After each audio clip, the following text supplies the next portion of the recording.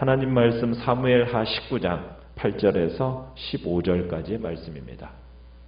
사무엘하 19장 8절에서 15절입니다.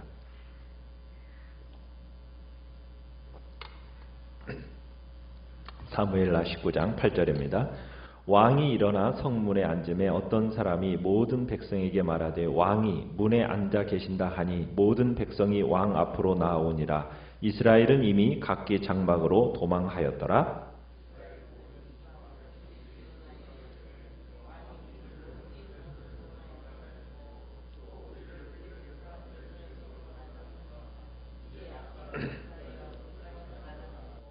우리가 기름을 부어 우리를 다스리게 한 압살롬은 싸움에서 죽었거늘 이제 너희가 어찌하여 왕을 도로 모셔올 일에 잠잠하고 있느냐 하니라.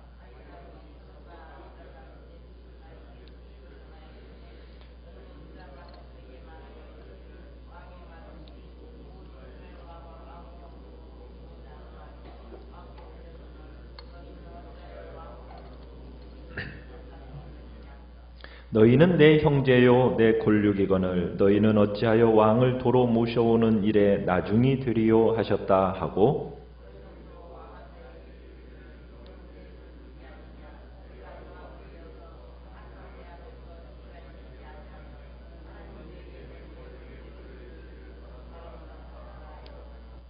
모든 유다 사람들의 마음을 하나같이 기울게 하매 그들이 왕께 전가를 보내어 이르되 당신께서는 모든 부하들과 더불어 돌아오소서 한지라. 왕이 돌아와 요단에 이름에 유다 족속이 왕을 맞아 요단을 건너가게 하려고 길갈로 오니라. 아멘.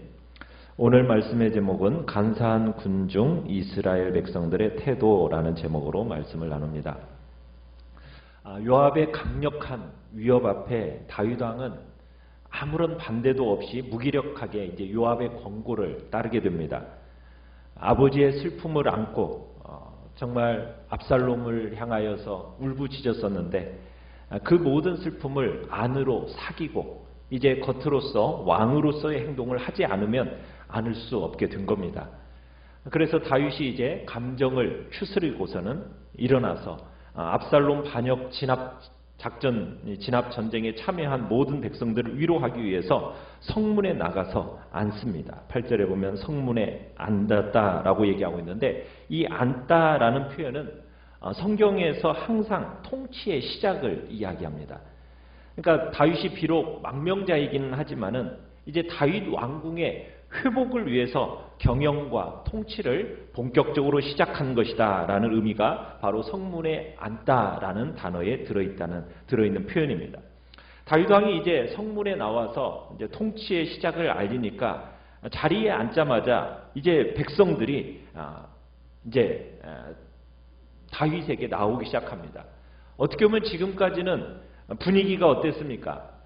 참 아슬아슬한 분위기로 흘러가고 있었는데 이 분위기를 다윗이 성문에 앉으니까 단번에 평정이 된 겁니다.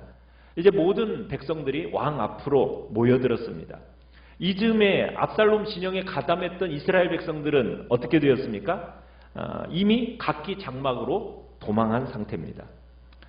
자, 많은 이스라엘 백성들이 다윗을 배신하고 압살롬 편에 붙었어요. 그런데 이제 압살롬은 어떻게 되었습니까? 죽어버렸어요. 자, 그러면 이제 이스라엘 백성들은 어떻게 해야 되는 거예요? 다윗을 다시 왕으로 모실 수밖에 없게 된 겁니다. 자, 그런데 왕을 모시러 나가자니 얼마 전까지 어떻게 했었어요? 다윗을 배신했단 말입니다. 그러니 그 죄책감이 이 이스라엘 백성들의 마음에 있었어요. 그렇다고 해서 가만히 있자니 이거 계속 왕과 껄끄러운 관계를 맺게 되니 이거 가만히 있을 수도 없고, 그래서 압살롬 진영에 가담했던 이 퇴각한 이스라엘 지파 사이에서 큰 변론이 일어납니다. 그 변론의 내용이 9절과 10절이에요. 그러니까 변론의 요지는 뭐냐면 다윗의 과거의 공적을 우리가 회고하고 그리고 압살롬의 반역이 이제 실패로 끝난 상황을 분석한 결과 이제 이스라엘 지파들이 다시 다윗을 왕위에 옹립하자, 이 일에 있어서 주도적인 역할을 우리가 맡자, 이게 변론의 요지입니다. 그들이 이런 두 가지 이유를 이제 말하는 것에는 자신들을 블레셋 사람들의 손에서 다윗이 구원해 줬다는 거예요. 두 번째는 다윗 왕 대신에 자신들을 다스릴 왕으로 자신들이 세웠던 압살롬은 패전해서 죽어버렸다는 거예요. 이제 그러니 대안이 없다는 거죠. 그러니까 다윗 왕의 왕권이 회복되어야 된다는 점을 이제 들면서 이런 논리를 가지고 이제 북이스라엘 지파들이 뭐라고 서로를 다그치고 있습니까? 10절 끝에 보니까 이제 너희가 어찌하여 왕을 도로 모셔올 일에 잠잠하고 있느냐 하면서 서로를 다그치는 겁니다. 그러니까 이스라엘 사람들의 걱정이 뭐예요? 다윗이 돌아왔을 때 다윗을 반역했던 자신들에게 혹시 다윗이 복수하지는 않을까? 이런 두려움이 있는 거죠. 그런데 이런 복수를 최소한도로 막아내려면 어떻게 해야 돼요? 아직 왕이 예루살렘으로 돌아오기 전에, 아직 돌아오지 않았을 때 먼저 나가서 왕을 맞이하는 거예요. 그러니까 북이스라엘 지파들은 어쨌든 자기들이 다윗 왕을 배반했다라는 이 일을 상쇄할 어떤 새로운 공적을 쌓기를 원했던 겁니다. 그래서 다윗의 오해를 줄일 수 있는 길은 왕이 예루살렘으로 돌아오기 전에 빨리 찾아가서 우리가 충성하겠습니다. 이런 거라도 해야 된다는 얘기죠. 그래서 다윗 왕이 예루살렘으로 황궁함에 있어서 이 북이스라엘 백성들이 자신들이 주도적인 역할을 맡아야 된다 하고서는 서로 토론을 벌인 겁니다. 그런데 토론만 하고 그 다음에 실천은 미루어져 버렸어요. 그러니까 토론만 무성하게 일어난 겁니다. 그러나 다윗은 이 북이스라엘 지파들이 주도적으로 자기를 이 예루살렘 황궁하는 것을 기대하지 않았어요. 대신에 오히려 압살롬 반역 시절에도 자신을 믿고 따라준 그 유다 지파를 의지하고 있었던 거예요. 그래서 11절에 보면은 사독과 아비아달의 두 제사장에게 소식을 전합니다. 그러면서 유다 장로들로 하여금 이제 다윗 왕 예루살렘 황궁에 주도권을 쥐라고 명령을 내리는 거예요. 지금 그런 얘기를 하는 거죠. 북이스라엘, 온 이스라엘이 지금 다윗 왕을 왕궁으로 도로 모셔오는 일에 지금 열심을 내고 있는데 너희들은 어찌해서 왕을 궁으로 모시는 일에 이렇게 나중이 되느냐 하면서 지금 유다 장로들에게 뭐라고 말을 전합니까? 12절에 보면은 너희는 내 형제고 내 골육이다. 너희는 어찌해서 왕을 도로 모시는 일이 이렇게 나중되느냐 하면서 자신이 유다 지파 출신인 것을 들어서 유다 지파가 지금 다윗 왕궁 다윗을 이렇게 황궁하는 일에 주도적인 역할을 하라고 독려하고 있는 겁니다. 자, 다윗은 유다 지파를 거점으로 해가지고 새 출발하기 위해서 이제 누구를 지금 군대 장관으로 삼고 있습니까? 13절에 가보니까 요압을 대신해서 아마사를 국방장으로 삼습니다. 이 아마사는 누구입니까? 다윗에게는 조카고 요압과는 이종사촌지간이에요. 자, 그런데 지금 아마사는 어떤 사람이죠? 압살롬 진영에서도 군 최고 사령관으로 임명되었던 적이 있었던 사람이 이 아마사입니다. 그런데 지금 이 아마사를 이제 군대 장관으로 삼는다는 거예요. 그러면은 요압을 비롯한 압살롬, 반란, 진압 공신들이 있을 거 아니겠어요? 그 공신들에게 이 아마사의 임명이 어떻겠습니까? 납득이 안 되는 거죠. 아니, 상대방의 적군의 수장을 자신들의 지금 수장으로 삼는다니까 이게 납득이 어려운 임명인 겁니다. 다윗은 이 아마사를 군대 장관으로 임명하면서 뭘 강조하느냐면 너는 내 뭐다? 골육이 아니냐 하면서 이제 골육 지친인 것을 강조를 해요. 왜요? 다윗의 누이 스루야의 여동생, 그러니까 다윗의 또 다른 누이인 이 아비가의 아들이기 때문에 자신의 조카인 셈인 거죠. 너는 내 골육이 아니냐?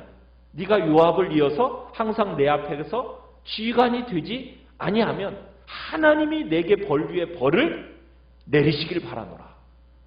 아니, 이 아마사를 군대 장관을 세움에 있어서 자기 저주적인 맹세를 하는 겁니다. 이런 맹세는 너무나 확실한 맹세를 할 때 고대인들이 이제 자기 저주를 이렇게 조건적으로 내걸었거든요. 그러니까 다윗이 자기 저주를 초래하지 않기 위해서는 반드시 아마사를 어떻게 해야 되는 거예요? 군대 장관으로 임명을 해야 되는 겁니다. 그러니까 아주 강력하고 단호한 군 지휘관 교체 의지를 천명하고 있는 거예요. 자, 그러면 왜 다윗은 압살롬 진영에서 군 최고 사령관으로 임명받았던 아마사를 임명하는 걸까요? 요압을 밀어내고 왜 최고 사령관에 이 아마사를 앉히는 것일까요? 가장 우선적인 이유는 압살롬 반란을 진압하고 다윗이 굉장히 마음의 슬픔 가운데 있을 때 요압이 어떻게 했습니까? 다윗의 권위에 도전하면서 지금 자기를 어떻게 보면은 쫓아낼 수도 있다라는 듯이 요압이 얘기를 했었거든요. 그러니까 다윗의 마음속에는 이 요압 세력을 향한 이 견제하기 위함이 이 아마사를 군대 장관에 세움에 있어 포함이 되어 있는 겁니다. 그러면서 이 요압의 어떤 위협적인 언사, 이런 것에 심한 모욕을 느낀 다윗이 요압을 군 지휘관직에서 해임한 겁니다. 또 한 가지 이유는 뭐냐면 압살롬 진영에 가담했던 북이스라엘 지파들이 있지 않습니까? 지금 이 북이스라엘 지파들은 다윗이 다시 황궁하면 어떤 것에 대한 부담을 느끼고 있어요? 자신들을 배신했다라는 그것에 대한 어떤 자기들에게 불이익이 찾아올 것에 대한 마음, 두려움이 있었다는 얘기입니다. 그런데 이 염려를 불식시키기 위해서 요압을 희생양으로 삼았다라는 거죠. 어떻게 보면 압살롬 반역의 진압공신이었던, 참으로 최고의 공을 세웠던 이 요압을 좌천시킴으로 인해서 압살롬 반역에 동참했던 북이스라엘 지파들의 피해를 의식적으로 누그러뜨리려는 그런 의도를 가지고 천명하는 정치적인 제스처였을 수가 있다. 지금 이렇게 얘기를 합니다. 어쨌든 어떤 이유에서든 간에 지금 이 순간부터 아마사는 요압의 정적이 되어버립니다. 하지만 요압 대신에 군 지휘관이 된 아마사가 참 놀라운 일을 한 가지 하는데 14절에 가보시면 이런 표현이 쓰여 있어요. 모든 유다 사람들의 마음을 하나같이 기울게 하매. 자, 유다 지파의 민심이 다윗에게로 돌이키는데 큰 성공을 거두었다는 거예요. 그러면은 누가 유다의 민심을 다윗에게로 결집시켰다라는 것일까요? 여기서는 지금 주어가 빠져 있어요.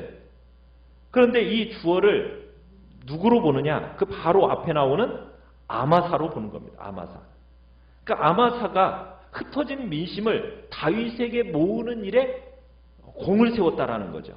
그래서 어떻게 보면 이것이 군대 장관의 과업이었기 때문에 아마사의 활동으로 말미암아 어떻게 보면 내전에 그 찢긴 유다의 민심이 다윗에게로 모아지는 일에 일익을 담당했다라는 일을 지금 이제 아마사가 이 일을 했다라고 보는 겁니다.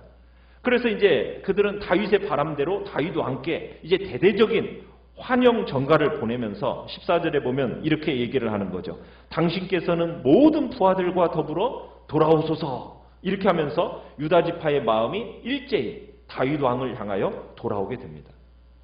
이제 유다 지파는 이제 같은 지파 내에서 아버지와 아들 이렇게 서로 막 싸움으로 인해서 혼돈스러웠던 이 모든 것들이 이제 벗어지면서 다윗의 진정한 기반으로 새 출발하게 된 겁니다.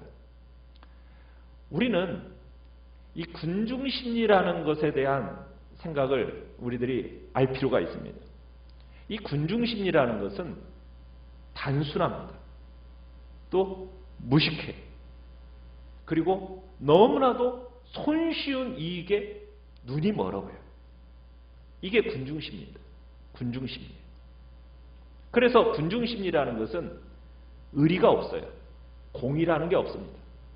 그래서 언제든지 그 공의와 의리라는 것은 헌신짝처럼 내던질 가능성이 많은 것이 군중입니다. 특히 위기 상황 속에서는 군중이라는 속성이 잘 드러나게 되어 있어요. 지금 유다 지파를 제외한 이 이스라엘인 어떻게 보면 하나님의 언약 공동체라고는 하지만은 이 이스라엘 사람들의 모습 속에서는 진실된 모습이 없습니다. 그들의 마음속에는 그저 해묵은 감정만 있고 현실적인 이익에 편승해서 재빠르게 편을 이렇게 바꾸는 모습만이 드러나요. 그 모습을 또 우리가 어디서 보냐면 이제 20장에 가보면은 다윗 권위에 도전하는 반역자가 한 사람 나와요. 그 사람이 누구냐면 세바라는 사람인데, 이 세바라는 사람은 베냐민 지파에서 등장한 사람입니다. 이 세바가 베냐민 지파였다라는 것은 어떻게 보면 이스라엘의 해묵은 지역 감정, 지파 감정, 이것이 지금 의식되었다라는 것을 나타내고 있는 거거든요. 그러면서 형식적으로 아까 막 충성을 하고 왕을 모셔드리자 이렇게 이스라엘 사람들이 갑론을박하지 않았습니까? 그런 이스라엘 사람들이 이 세바를 따라서 금방 다윗에게 반역하면서 거기에 가담해버려요. 참, 그러니까 이 군중 심리라는 것은 믿을 바가 못 된다는 거예요. 결국 유다 지파만이 다윗을 호위하면서 예루살렘까지 가게 되는 것이 이제 우리가 보게 되는 20장의 내용이에요. 이런 행동을 보면서 무리라는 것은, 군중이라는 것은 너무나도 간사하다라는 거예요. 참, 다윗이 통치해야 할 이스라엘의 언약 공동체의 실제 모습이 바로 이런 모습이었어요.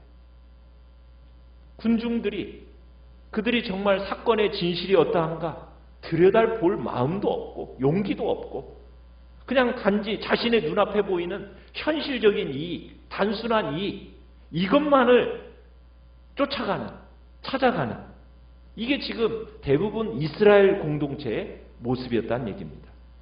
그 가운데 오직 누구만이 다윗을 충성스럽게 지금 따르고 있습니까? 유다 지파만이 따르고 있는 거예요.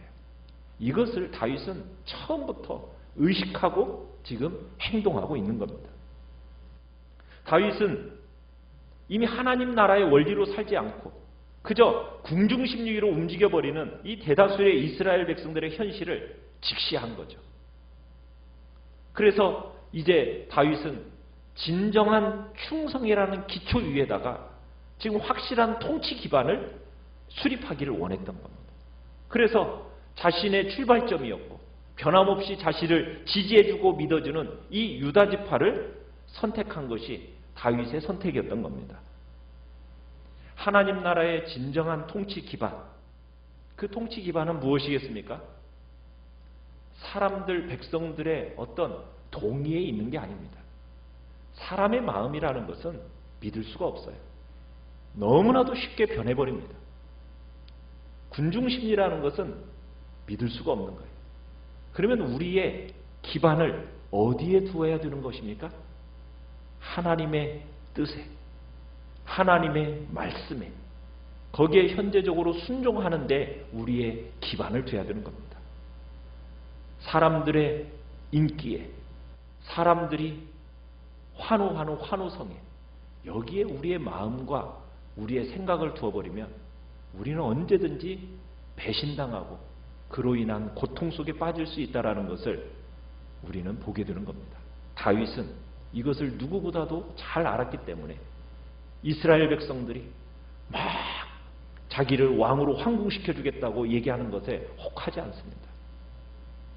우리의 통치 기반은 흔들림이 없는 정말 충성, 진정한 충성이 어디 있는가를 우리는 분별하면서 특별히 하나님의 뜻에 현재적으로 순종하는 자리, 그 자리에 우리가 있어야 되고 거기에 우리의 기반을 세우면서 가는 것이 진정 우리의 모습이 되고 또 우리 공동체가 가야 할 모습임을 주님은 우리에게 보여주고 계시는 것입니다. 오늘도 주님의 은혜 안에서 우리가 어디에 기반을 두고 우리가 살아갈 건가? 사람의 마음, 사람의 참으로 인기, 사람에게 의지하는 모습은 우리가 가야 할 모습이 아님을 다시 한번 보면서 오직 하나님의 뜻에, 하나님의 말씀에 기반을 두고 살아가는 우리 귀한 성도들 되시기를 간절히 축원합니다. 말씀을 생각합니다.